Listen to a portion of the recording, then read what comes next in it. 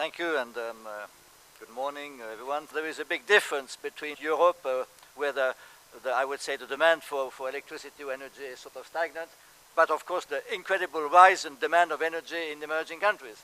Fantastic development of wind energy in Brazil or in China, so this is very spectacular and very important. We are also very, very keen on seeing progresses on how you store electricity.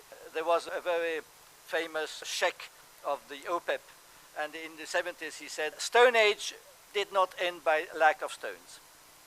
So it's the same thing for fossil fuels. Fossil fuels will not end by lack of fossil fuels. It's going to end because we're going to find better, and wind energy is part of the better. So thank you so much.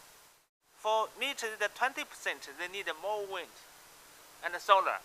Most of the people believe, or they recommend, by 2020, the wind should be not only 200 gigawatts, should be like 250 gigawatts. By 2030, at least the China should be 400, even 500 gigawatts of wind. Otherwise, you couldn't meet 20% of non-fossil fuels. I think that China, for all the renewables, including wind, should be developed, but still in the process of the argument. But I believe solar and wind in China have very good future. While our overall projections have been reasonably accurate, the one thing that we didn't account for was the absolutely tremendous impact that the development of the wind industry in China, particularly after the passage of their renewable energy legislation in 2005, has had on the global market. And it continues to be the dominant market to this day. In the context of this conversation here in Lima, what is absolutely critical is what we do in the short term.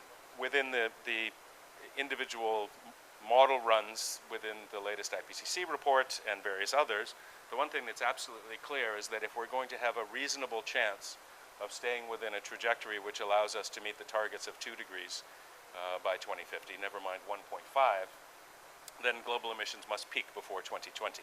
But at the moment, the current climate agreement doesn't really have anything in it for the wind industry.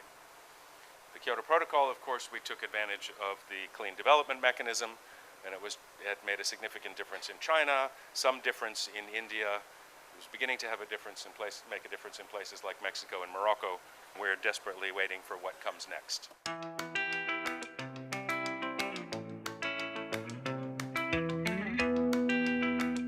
What we decided is that we wanted the wind industry to speak with one single voice and to have a very clear message for this agreement to be reached. What we needed is a common vision from the industry. To reach an agreement in 2015, we need consensus amongst participating countries. And wind energy is a solution for that. First, we need to accelerate the energy transition.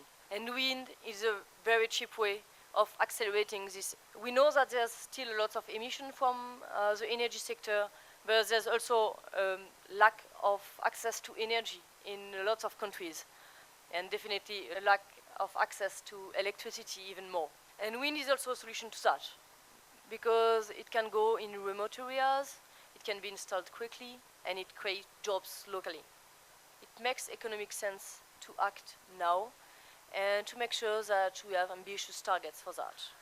So we want 2015 to be the deadline to reach international decision, and we want energy to be part of the deal, and we want wind energy to be part of the deal in 2015. And now I would like to thank all the national associations who have signed this statement. They come from all the 5 continents, and let me tell you, this is just a start.